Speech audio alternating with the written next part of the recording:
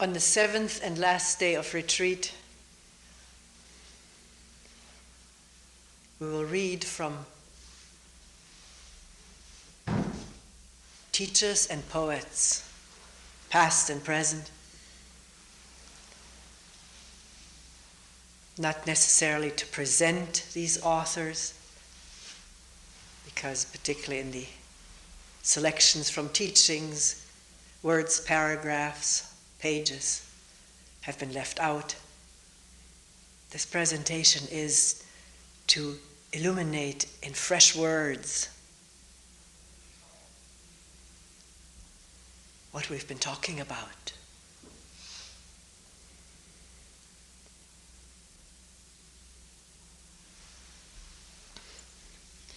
We will begin with a few selections from the Zen teaching of Wang Po, who lived about 1,000 years ago in China.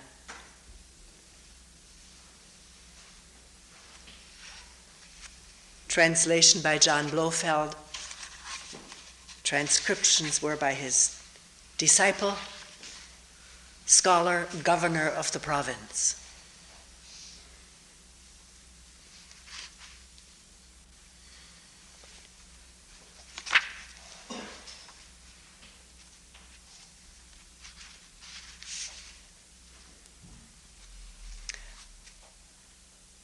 Obviously, Zen teaching of Wang Po. Wang Po was a Buddhist, uses Buddhist terminology. Referring to all the Buddhas means all enlightened beings, not just the historical Buddha or Buddhas. Or rather, the enlightened mind, the free, independent, open mind is Buddha. The Master said to me, all the Buddhas and all sentient beings are nothing but the one mind, beside which nothing exists. This mind, which is without beginning, is unborn and indestructible. It is not green nor yellow and has neither form nor appearance. It does not belong to the categories of things which exist or do not exist, nor can it be thought of in terms of new or old. It's neither long nor short, big nor small, for it transcends all limits, all measures, names, traces, and comparisons. It is that which you see before you. Begin to reason about it, and you at once fall into error. It is like the boundless void which cannot be fathomed or measured.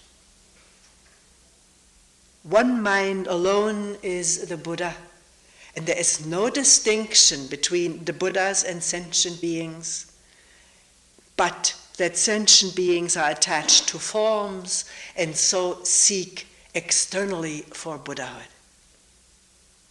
By their very seeking, they lose it, for that is using the Buddha to seek for the Buddha, using mind to grasp mind. Even though they do their utmost for a full eon, they will not be able to attain to it. People do not know that if they put a stop to conceptual thought and forget their anxiety, the Buddha will appear before them. For this mind is Buddha, and Buddha is all living beings. It is not the less for being manifested in ordinary beings, nor is it greater for being manifested in the Buddhas.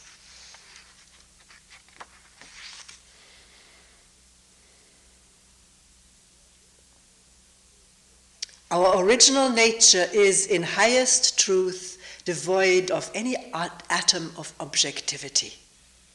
It is void, omnipresent, silent, pure. It is glorious and mysterious, peaceful joy.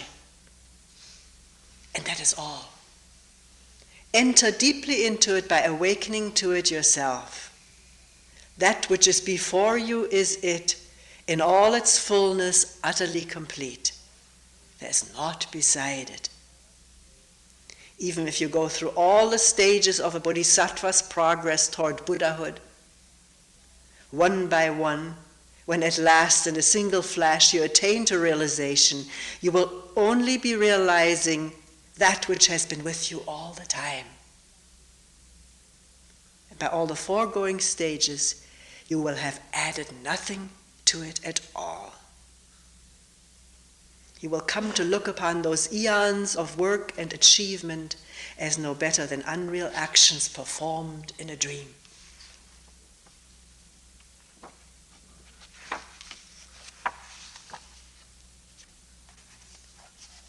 Full understanding can come to you only through an inexpressible mystery.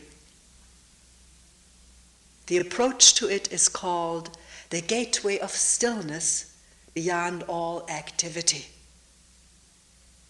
If you wish to understand, know that a sudden comprehension comes when the mind is purged of all the clutter of conceptual and discriminatory thinking. Those who seek the truth by means of intellect and learning only get further and further away from it. Not till your thoughts cease all their branchings here and there, not till you abandon all thought of seeking for something, will you be on the right road.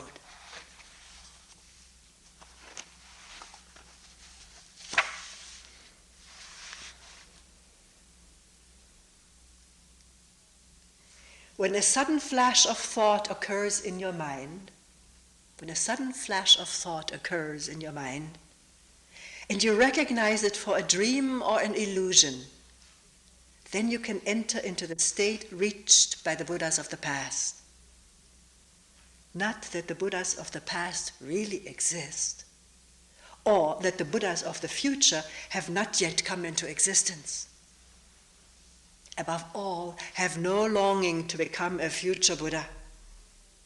Your sole concern should be, as thought succeeds thought, to avoid clinging to any of them.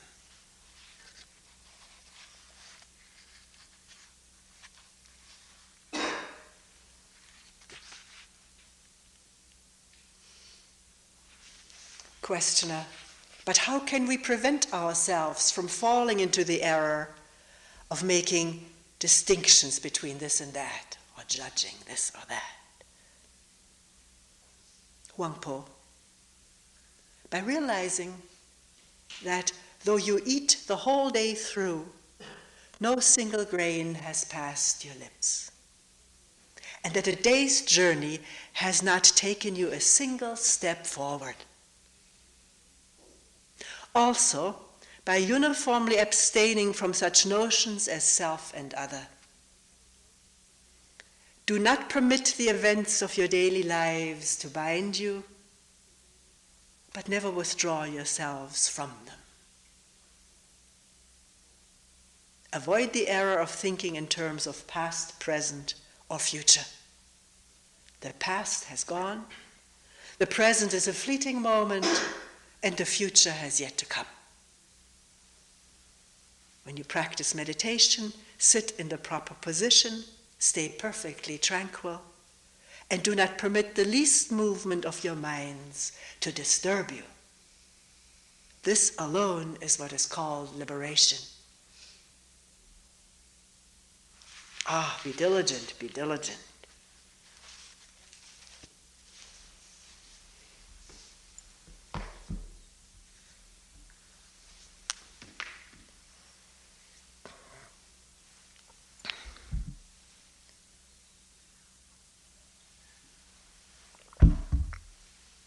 A few selections from Krishnamurti. This one is an excerpt from a talk in Ojai 1940.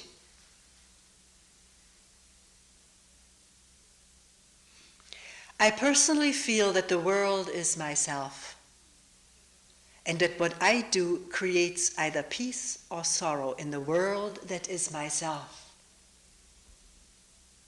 And as long as I do not understand myself, I cannot bring peace to the world. So my immediate concern is myself, not selfishly, not merely to alter myself in order to gain greater happiness, greater sensations, greater successes. For as long as I do not understand myself, I must live in pain and sorrow and cannot discover an enduring peace and happiness. Even early in 1932, he wrote this in the Star Bulletin: "The individual problem is the world problem. If the individual has found happiness, has created order within himself, then he will create order in the world around him. And in helping others to solve their own individual problems, he will help to solve the world problems." You think, this was addressing a theosophical audience, you think that in seeking the liberation of the self there is the suggestion of egotism. You think that to be eternally happy is a selfish realization. You think that to be free from all sorrow and strife is a desertion of the world. This is a misconception.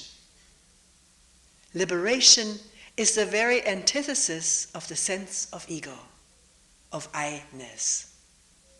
It is the ultimate realization for all people.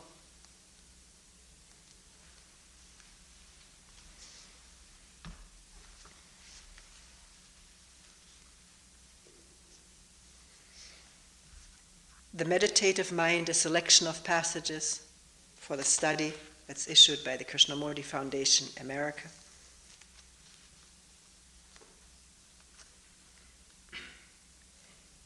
This is from The Flame of Attention, this quote. "It is immensely important to know and to understand the depth and beauty of meditation. Man has always been asking from timeless time whether there is something beyond all thought, beyond all romantic inventions, beyond all time. He's always been asking, is there something beyond all this suffering, beyond all this chaos, beyond wars, beyond the battle between human beings? Is there something that is immovable, sacred, utterly pure, untouched by any thought, by any experience?" This has been the inquiry of serious people from the ancient of days. To find that out, to come upon it, meditation is necessary. Not the repetitive meditation that is utterly meaningless. There is a creative energy which is truly religious when the mind is free from conflict, from all the travail of thought. To come upon that which has no beginning, no end, that is the real depth of meditation and the beauty of it.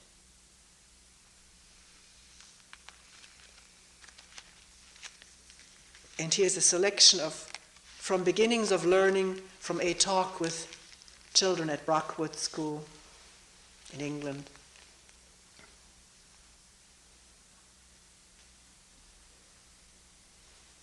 When you sit very quietly or lie down very quietly, the body is completely relaxed, isn't it? Have you ever tried to sit very, very quietly? Not to force it, because the moment you force it, it is finished. To sit very quietly, either with your eyes closed or open. If you have your eyes open, there's a little more distraction. You begin to see things. So, after looking at things, the curve of the tree, the leaves, the bushes, after looking at it all with care, then close your eyes. Then you will not say to yourself, "What's happening? Let me look." First look at everything, the furniture, the color of the chair, the color of the sweaters. Look at the shape of the tree. After having looked, the desire to look out is less. It means to be seen. One has to test it out. I've seen that blue sky and I've finished with it and I won't look again. But you must first look, then you can sit quietly. When you sit quietly or lie down very quietly, the blood flows easily into your head, doesn't it? There's no strain. That's why they say you must sit cross-legged with head very straight, because the blood flows easier that way. If you sit crouched, it's more difficult for the blood to go into the head. So you sit or lie down very, very quietly. Don't force it, don't fidget. If you fidget, then watch it. Don't say, I mustn't fidget. Then when you sit very quietly, you watch your mind. First you watch the mind. First you watch the mind, don't correct it. Don't say this thought is good and that thought is not good. Just watch it. Then you will see that there is a watcher and the watched. There's a division. The moment there is a division, there is conflict. Now, can you watch without the watcher? Is there a watching without the watcher? It is the watcher that says, this is good and that is bad. I like this, I don't like that.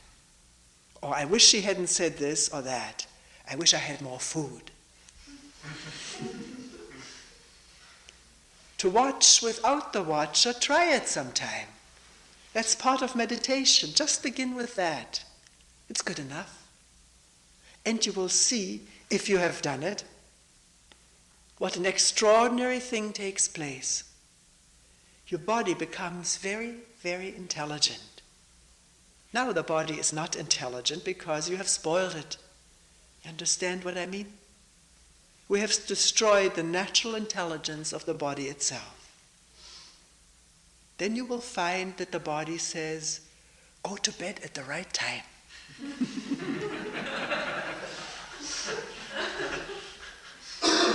It wants it. It has its own intelligence and activity.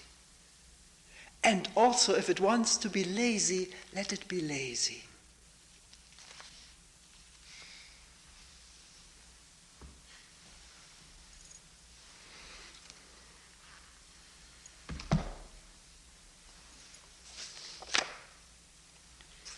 A selection from I Am That by Nisargadatta.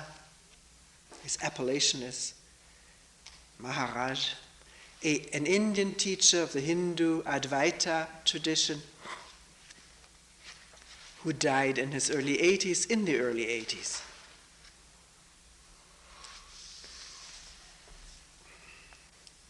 Translated by Maurice Friedman. Chapter 2. Actually, this book is much fatter, but I cut it. Which felt like sacrilege, but I did it. Kyle did it for me, actually.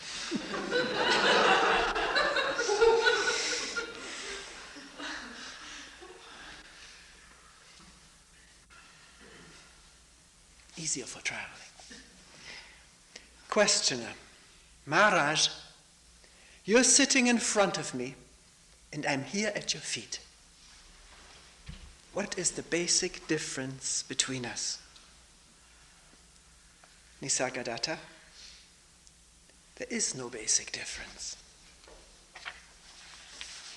Questioner, still there must be some real difference. I come to you, you do not come to me. Nisargadatta, because you imagine differences, you go here and there in search of superior people. Questioner, you too are a superior person. You claim to know the real, while I do not. Nisargadatta, did I ever tell you that you do not know and therefore you are inferior? Let those who invented such distinctions prove them. I do not claim to know what you do not.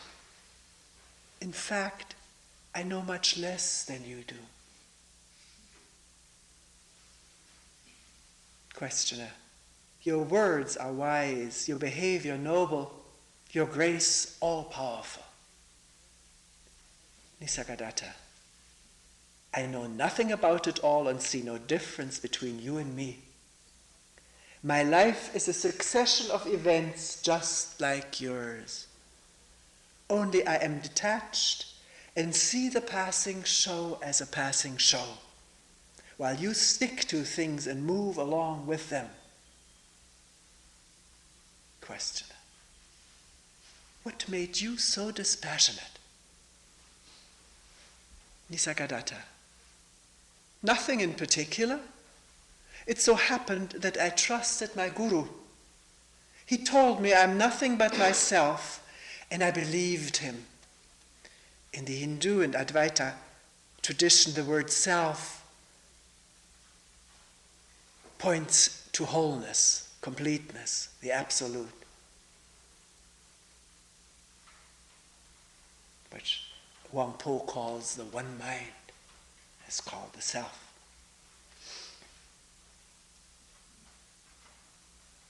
He told me I'm nothing but myself, and I believed him. Trusting him, I behaved accordingly and ceased caring for what was not me nor mine. Questioner, why were you so lucky to trust your teacher fully, while our trust is nominal and verbal? Nisargadatta, who can say? It happened so. Things happen without cause and reason. And after all, what does it matter who is who? Your high opinion of me is your opinion only. Any moment you may change it. Why attach importance to opinions, even your own? Questioner, still you are different. Your mind seems to be always quiet and happy, and miracles happen around you. Nisargadatta, I know nothing about miracles and wonder whether nature admits exceptions to her laws, unless we agree that everything is a miracle. As to my mind, there is no such thing. There is consciousness in which everything happens. It is quite obvious and within the experience of everybody. You just do not look carefully enough. Look well and see what I see. Questioner, what do you see? Nisargadatta, I see what you too could see here and now, but for the wrong focus of your attention. You give no attention to yourself. Your mind is all with things, with people and ideas, never with yourself. Bring yourself into focus. Become aware of your own existence. See how you function. Watch the motives and the results of your actions. Watch the motives and the results of your actions. Study the prison which you have built around yourself by inadvertence. By knowing what you are not, you come to know yourself. One thing is certain, the real is not imaginary. It is not a product of the mind. Once you are convinced that you cannot say truthfully about yourself anything except I am, and that nothing that can be pointed at can be yourself, you're no longer intent on verbalizing what you are. All you need is to get rid of the tendency to define yourself. All definitions apply to your body only and to its expressions. Once this obsession with the body goes, you will revert to your natural state spontaneously and effortlessly. The only difference between us is that I am aware of my natural state while you are bemused. Just like gold made into ornaments has no advantage over gold dust, except when the mind makes it so, so are we one in being. We differ only in appearance.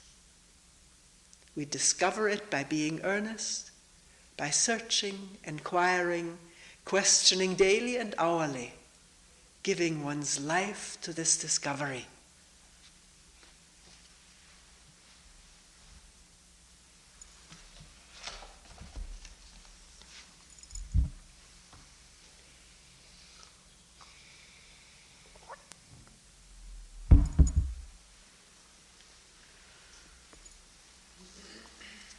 Next is a selection from Being and Becoming by Vimala Thakur, a woman who used to travel around the world giving talks and workshops, retreats. Now she lives in India, she's Indian, and people come to her.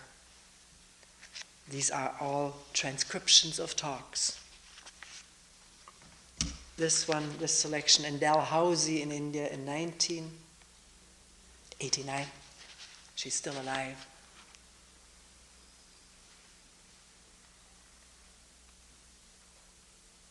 We are talking about an alternative way of living, which is a meditative way of living.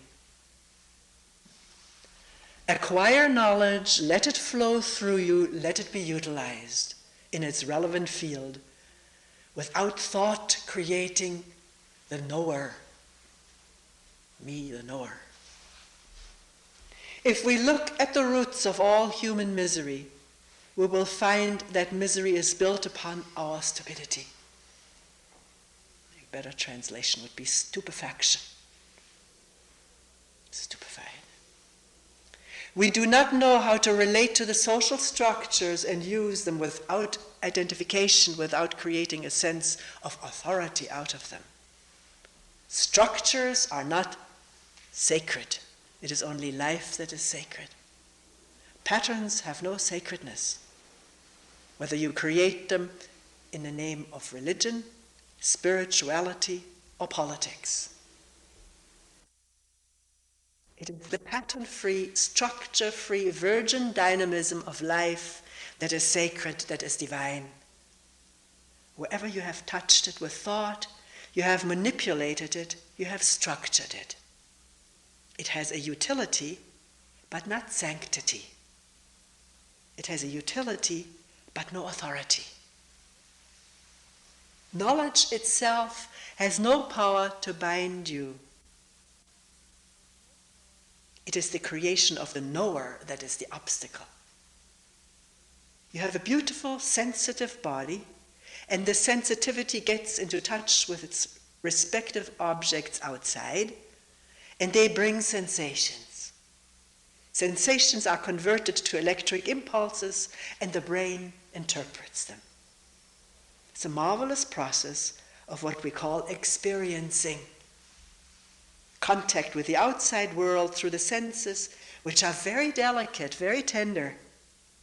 It is quite hard and arduous work to keep your sensual system pure, healthy, supple, and elastic. Let the experiences flow through the sensual system. Nothing wrong in a sensual sexual experience, but you create an experiencer and get stuck in the experience, its likes and dislikes, and so forth.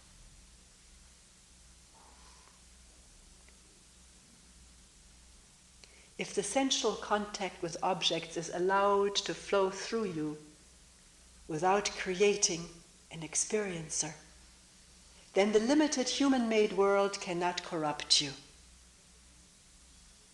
As the oneness of life manifesting itself into manyness does not get corrupted, does not lose its vitality, does not get mutilated.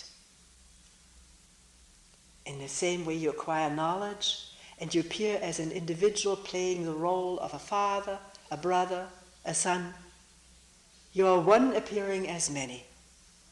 There's no identification with the fatherness, sonness, daughterness, sisterness, motherness.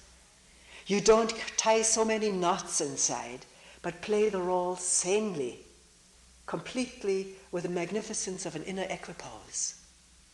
Then you're appearing as many, functioning as many. You're acquiring the knowledge and structures, and handling of structures shall not corrupt you. You see what a marvelous responsibility we human beings have? When there is no knower and no experiencer, there would not be any dogmatism.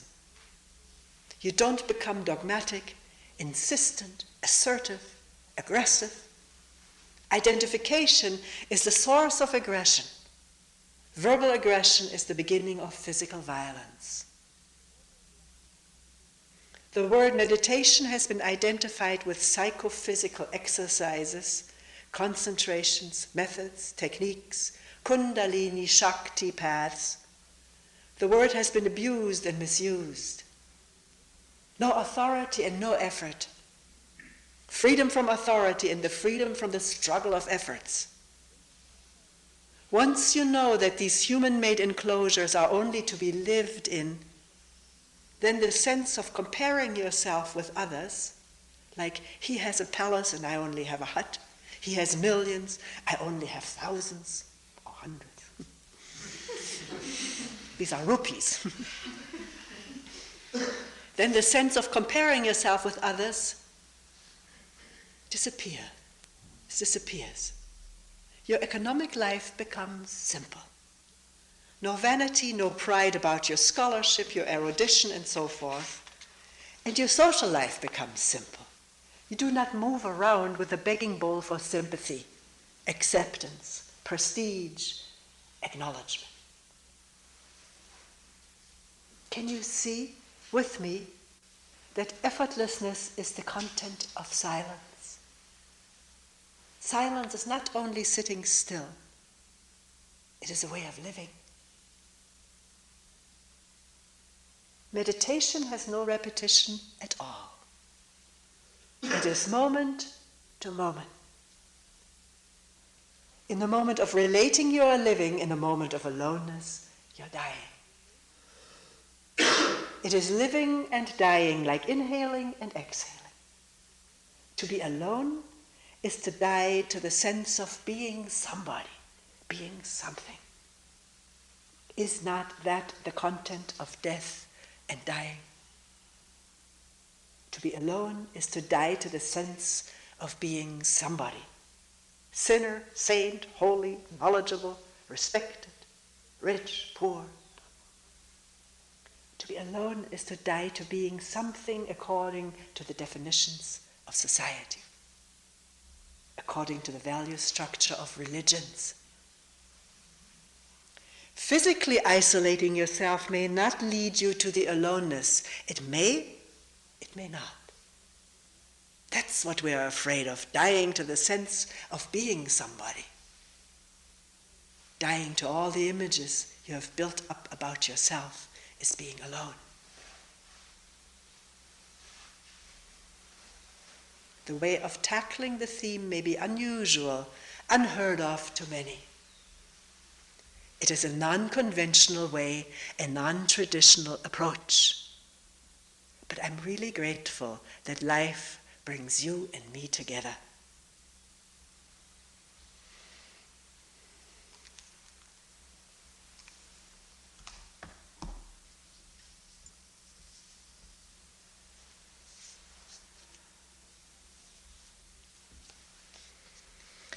There are some poems from The Enlightened Heart, an anthology of sacred poetry edited by Stephen Mitchell.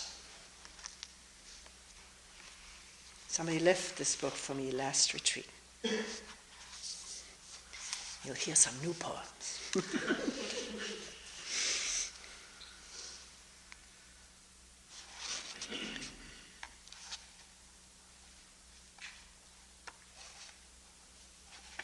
This poem is by Hanshan. I'm going to get his date in a minute.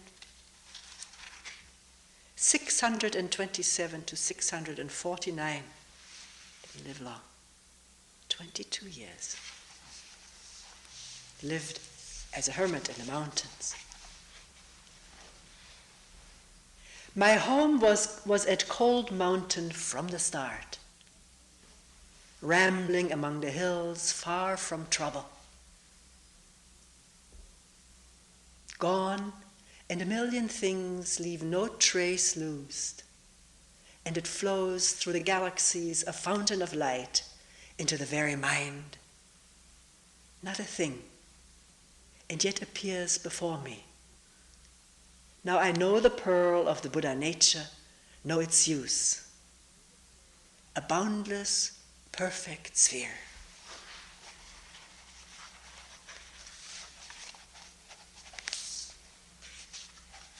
You ask why I make my home in the mountain forest, and I smile, and I'm silent.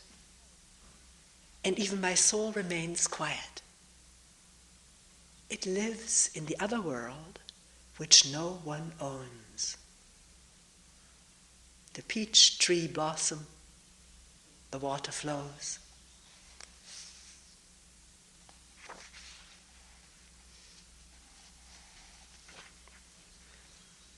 This was already by a different poet, Li Po, 701 to 61.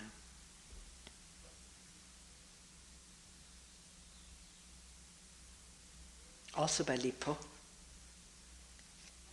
The birds have vanished into the sky, and now the last cloud drains away.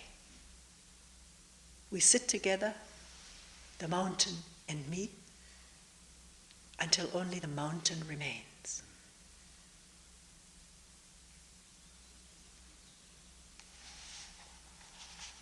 This is by Tu Fu, 712 to 770, written on the wall at Chang's hermitage. It is spring in the mountains. I come alone seeking you.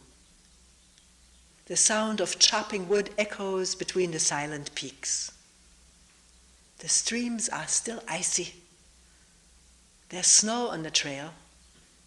At sunset, I reach your grove in the stony mountain pass. You want nothing, although at night you can see the aura of gold and silver ore all around you. You have learned to be gentle as the mountain deer you have tamed. The way back forgotten, hidden away, I become like you, an empty boat floating adrift.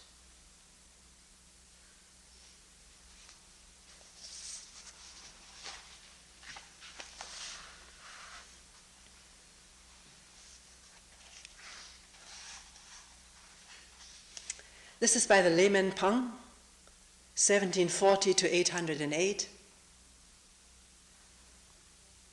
When the mind is at peace, the world too is at peace.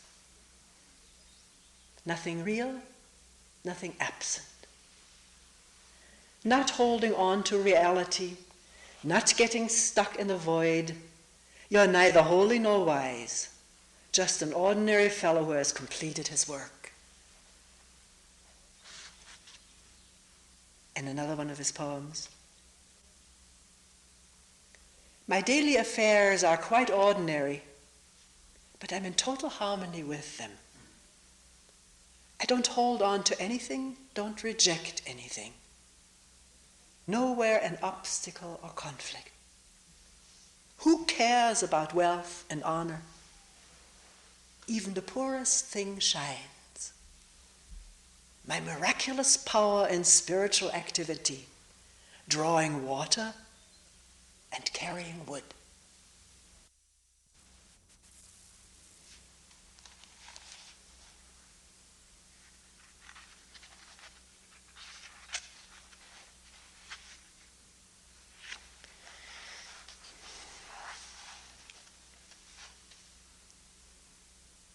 Izumi Shikibu, 974, 2034. Watching the moon at dawn, solitary mid-sky, I knew myself completely. No part left out.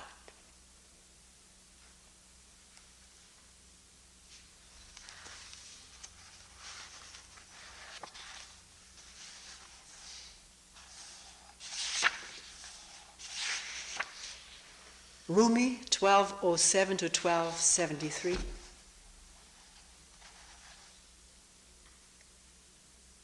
I have lived on the lip of insanity, wanting to know reasons, knocking on a door.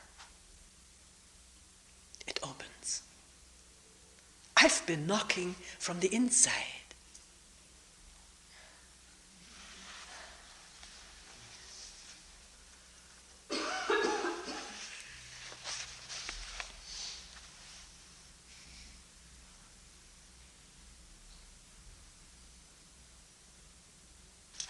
Also Rumi, out beyond ideas of wrongdoing and right-doing, there is a field. I'll meet you there. When the soul lies down in that grass, the world is too full to talk about. Ideas, language, even the phrase each other doesn't make any sense.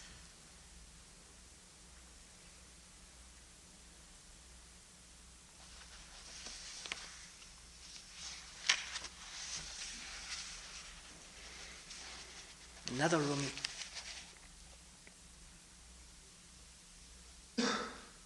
Outside the freezing desert night. This other night inside grows warm, kindling. Let the landscape be covered with thorny crust. We have a soft garden in here. The continents blasted, cities and little towns, everything become a scorched, blackened ball. The news we hear is full of grief for that future. But the real news inside here is that there's no news at all.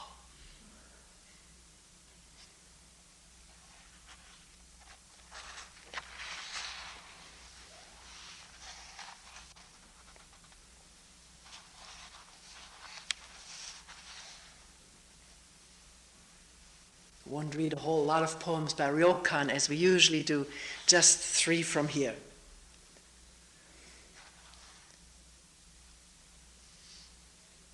First days of spring. The sky is bright blue, the sun huge and warm. Everything is turning green.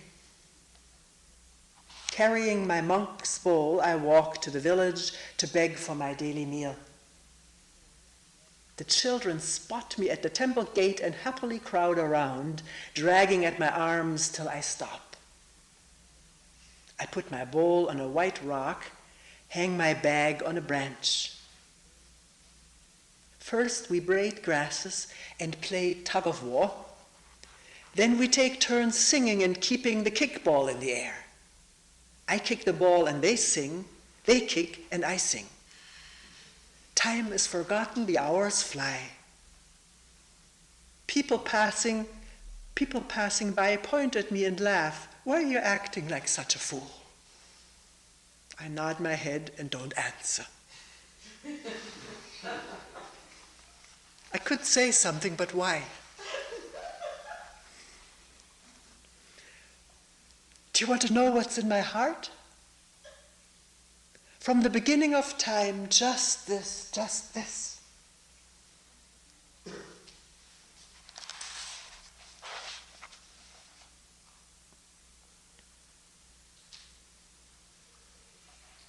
Again, Ryokan, this is this Japanese hermit monk, lived 1758, 1831.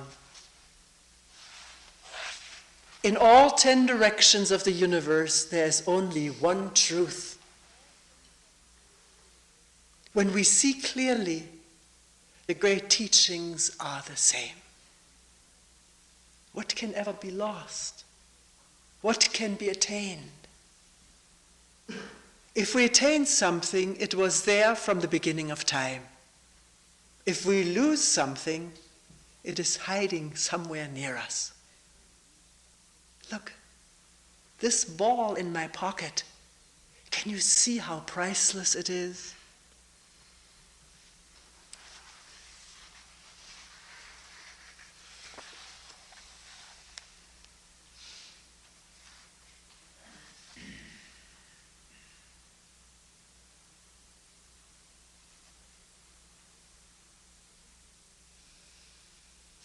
Here's one by Galip, 1797 to 1869. For the raindrop, joy is in entering the river. Unbearable pain becomes its own cure. Travel far enough into sorrow, tears turn to sighing. In this way we learn how water can die into air. When, after heavy rain, the storm clouds disperse, is it not that they've wept themselves clear to the end? If you want to know the miracle, how wind can polish a mirror, look, the shining glass grows green in spring. It's the rose's unfolding, Galip, that creates the desire to see. In every color and circumstance, may the eyes be open for what comes.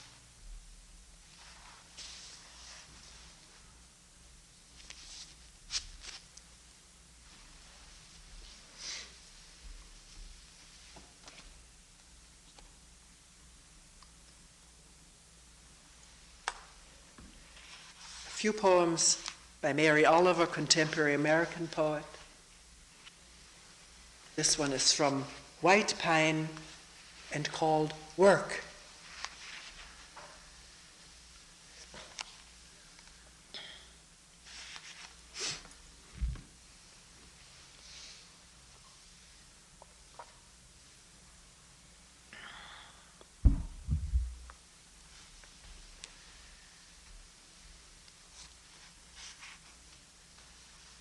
How beautiful this morning was Pasture Pond.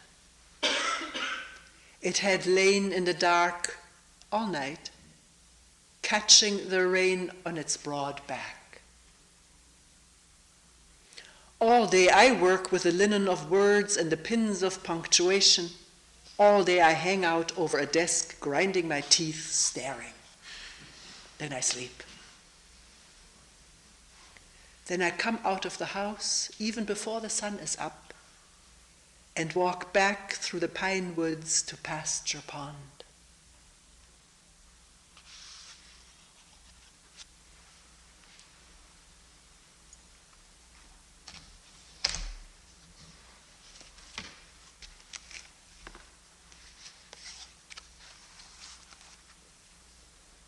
From the House of Light, Mary Oliver, the Kingfisher.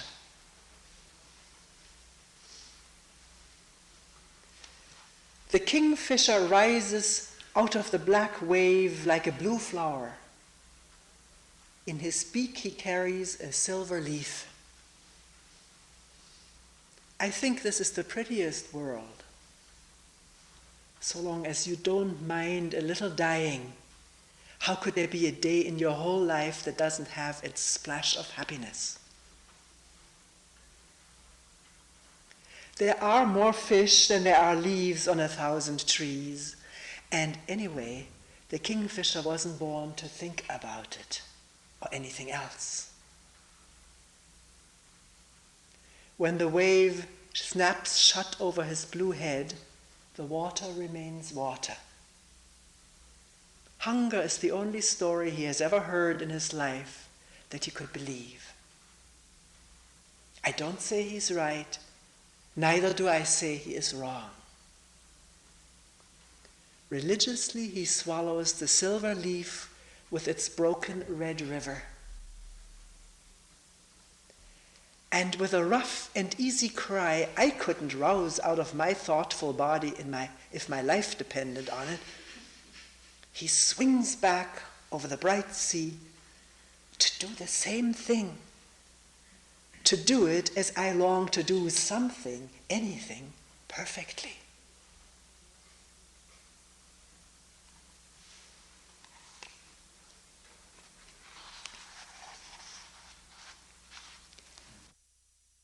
And the notebook. 6 a.m. the small pond turtle lifts its head into the air like a green toe. It looks around. What it sees is the whole world swirling back from darkness. A red sun rising over the water, over the pines, and the wind lifting, and the water striders heading out, and the white lilies opening their happy bodies. The turtle doesn't have a word for any of it. The silky water, or the enormous blue morning, or the curious affair of his own body. On the shore, I am so busy scribbling and crossing out, I almost miss seeing him paddle away through the wet black forest. More and more the moments come to me. How much can the right word do? Now a few of the lilies are a faint flamingo inside their white hearts. And there's still time to let the last roses of the sunrise float down into my uplifted eyes.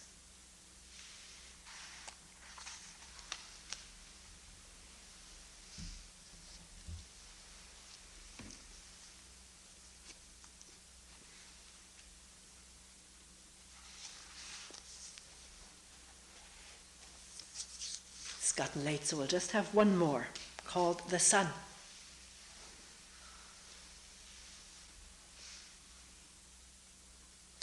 Have you ever seen anything in your life more wonderful than the way the sun every evening, relaxed and easy, floats toward the horizon and into the clouds or the hills or the rumpled sea and is gone?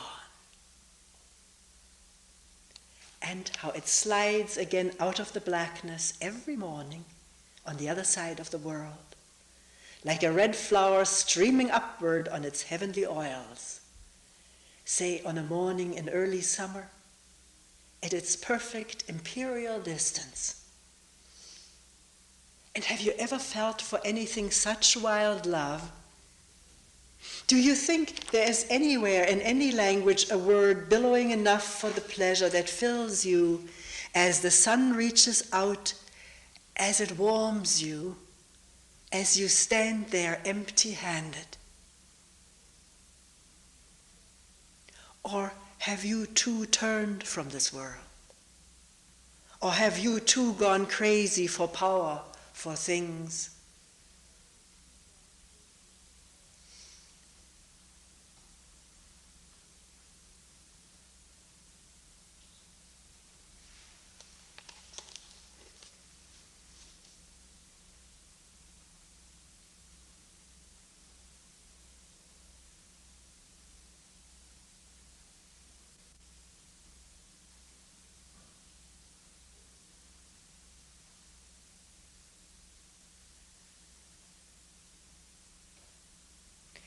We will end here for today.